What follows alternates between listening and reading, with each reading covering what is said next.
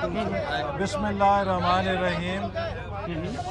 जैसा कि आपको मालूम है कि साबिक वज़ीर आज़म नवाज शरीफ साहब की आज अदालत में पेशी थी और उन्होंने कानून की हुक्मरानी के तकाज़ों के मुताबिक इंसाफ की हर कॉल पर खुद को अदालत के निज़ाम में और इंसाफ के अमल में शरीक किया। आज उनकी जो पेशी थी, इसके मौके पर चीफ कमिश्नर इस्लामाबाद की निगरानी में इंतज़ामात किए गए थे ताकि अदलिया का वक़ार भी बरकरार रहे, अदालत का तकद्दुस बरकरार रखते हुए जो नवाज शरीफ साहब का और मीडिया का एक बुनियादी हक है कि उनके साथ उनके वकला, उनके साथी अदालत में जा सकें, क्योंकि अदालतें ओपन स्पेसेस होती हैं। अदालतें क्लोज्ड ट्रायल्स नहीं होते, ये मार्शल लॉ में होते हैं क्लोज्ड ट्रायल्स। जमहूरियत के अंदर आइन और कानून की हुक्मरानी के अंदर शफाफ ट्रायल्स होते हैं। लिहाजा ये एक बुनियादी हक है शहरियों का भी और मीडिया का कि वो ट्रायल का मुशाहिदा कर सकें।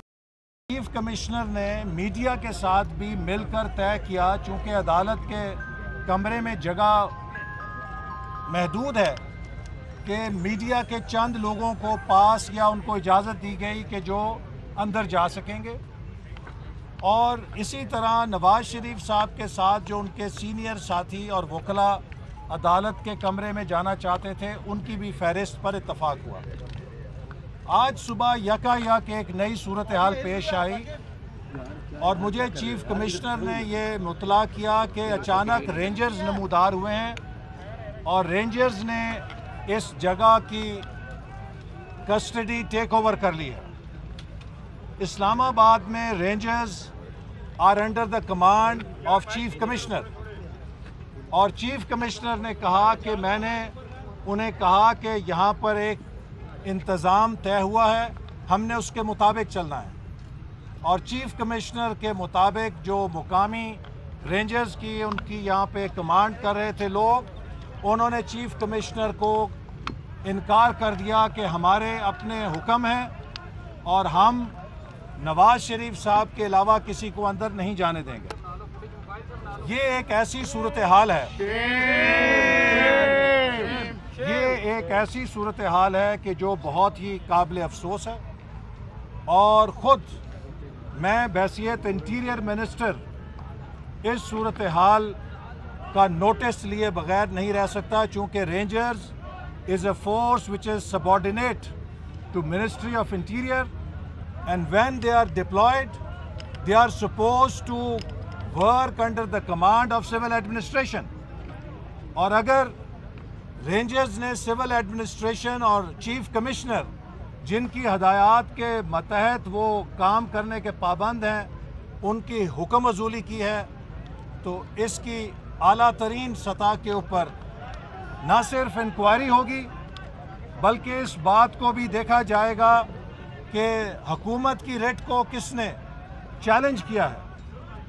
और ये बात भी मैं आपको बताना चाहता हूं कि मैं इस मालूमात के मुताबिक जायज़ा लेने खुद पहुंचा और 15 मिनट तक जब वहां पर रेंजर्स के मुकामी कमांडर को बुलाया गया, वो रूपोश हो गया, वो नहीं आया। और ये चीज़ ऐसी है कि जो काबिल कबूल नहीं है। आप डीजी रेंजर्स के खिलाफ एक्शन लेंगे? जी तो बिल्कुल। ये जिस किसी ने ऐसा काम किया है उसे उसके खिलाफ डिसिप्लिनरी एक्शन लिया जाएगा।